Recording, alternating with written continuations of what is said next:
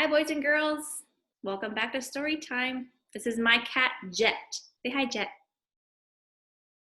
All right, we're going to read a winter story today because it is cold outside and I'm all bundled up.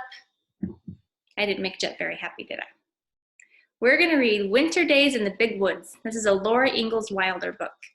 And we're going to read with permission from Harper Collins Publishers, excuse me.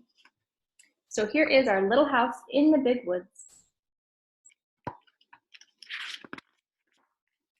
Once upon a time, a little girl named Laura lived in the big woods of Wisconsin in a little house made of logs. We call those log cabins, don't we? Laura lived in the little house with her pa, her ma, her big sister Mary, her baby sister Carrie, and their good old bulldog Jack.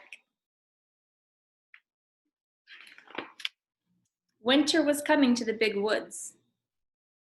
Soon the little house would be covered with snow. Pa went hunting every day so that they would have meat during the long cold winter. I bet some of you like to hunt. Ma, Laura, and Mary gathered potatoes and carrots, beets and turnips, cabbages and onions, and peppers and pumpkins from the garden next to the little house.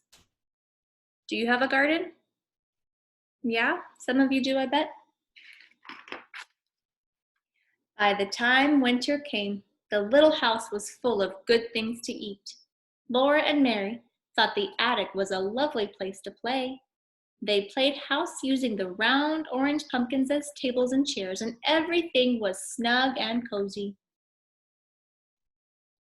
I'm not sure you can tell, but Laura is using corn on the cob as a baby. Pretty creative, huh? Soon the first snow came, and it was very cold. In the morning, the windows were covered with beautiful frost pictures of trees and flowers and fairies. Mom said that Jack Frost came in the night and made the pictures while everyone was asleep. Laura and Mary were allowed to use Ma's thimble to make pretty patterns of circles in the frost.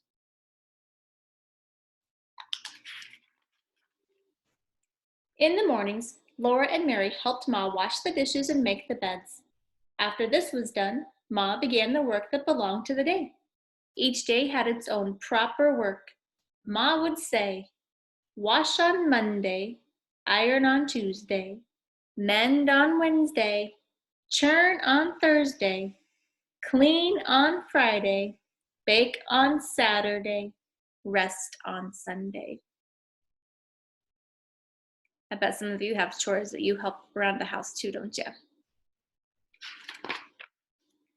Laura liked the churning and baking days best of all.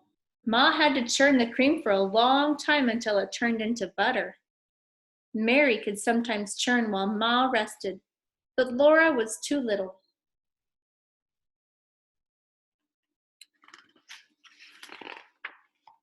On Saturdays, when Ma made the bread, Laura and Mary each had a little piece of dough to make into a little loaf. Ma even gave them a bit of cookie dough to make little cookies. Do any of you help bake at home? My kids like to help bake. After the day's work was done, Ma would sometimes cut out paper dolls for Laura and Mary. She drew their faces on with a pencil and cut dresses, hats, and ribbons out of colored paper so that Mary and Laura could dress their dolls beautifully. Have any of you ever played with paper dolls? I used to play with them when I was growing up.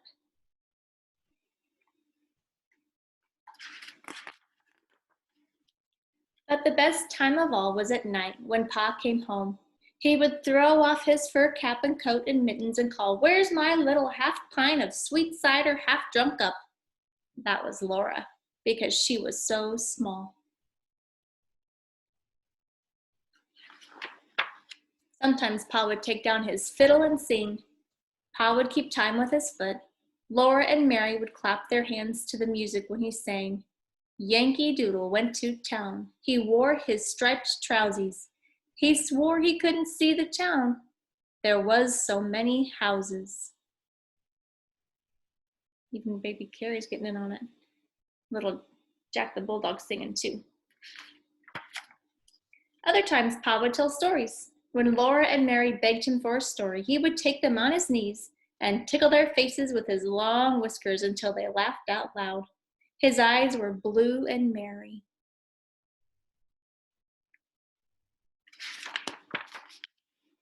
Outside it was cold and snowy, but the little log cabin was snug and cozy. Ma, Pa, Laura, Mary, and baby Carrie were comfortable and happy in their little house in the big woods.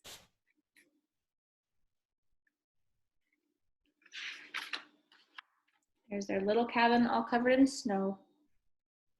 I hope that you are happy in your house with your family right now.